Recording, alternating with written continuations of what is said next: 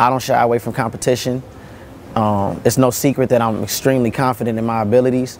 I work so hard. I wake up every morning and I go hard from sun up to sundown. My name is Chuck Walton, and I'm the voice of HU Sports. NeXt. We got NeXt.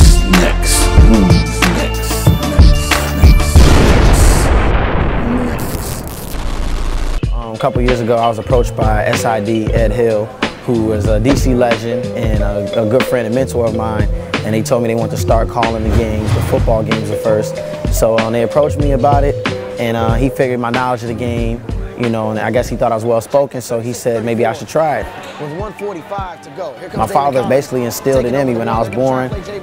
In the hospital, he had a football inside my, you know, my crib and stuff like that, and I had a Bears baby rattler because I'm from Chicago. So that's where it comes from. And then just playing the game and having a passion for it. You know, I live, eat, breathe, sleep sports. You know, I'm always sports, 25/8. You know, so that's pretty much where it comes from. That's how I got my knowledge of the game, just studying the greats.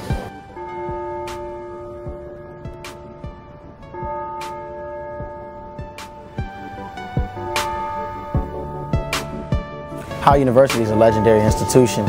It's a lot of legendary broadcasters and analysts and anchors that have come out of Howard University before me. So for me to be the first to actually be the first official voice of HU Sports, people will never know what it means to me. It gets me emotional sometimes, you know. I'm just thankful to be able to follow in the footsteps of Gus Johnson, Stanford Rhett. For them to consider me, I guess, the next in line, it means everything for me in my career field, and I'm thankful.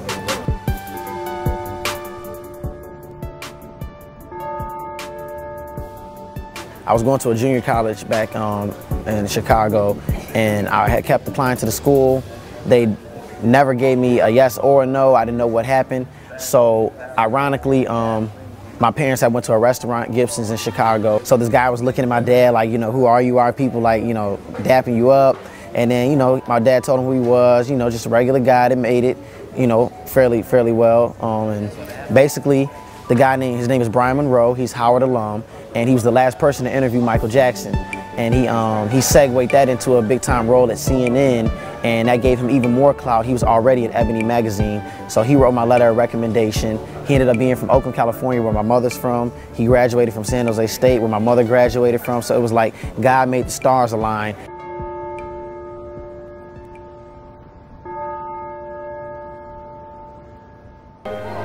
With HBCUs, you know, I think that's the key, hiring young, ambitious professors, accepting young, ambitious students, and I think that changes the culture.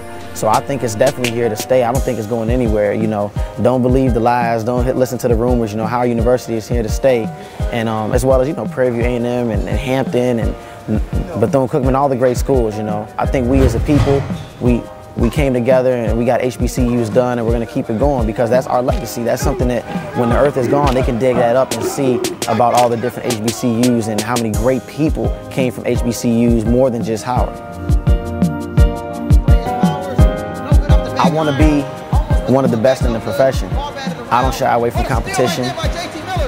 It's no secret that I'm extremely confident in my abilities. I work so hard. I wake up every morning and I go hard from sun up to sundown. In the next 5 years, I don't see why I can't be next to Joe Buck or Troy Aikman on Fox NFL Sunday calling them a football game. You know, and most of all, I just want to be a role model to the kids in the community and all my cousins and my little brother and people that look up to me. I just want to do things the right way and make my mom and dad proud of me.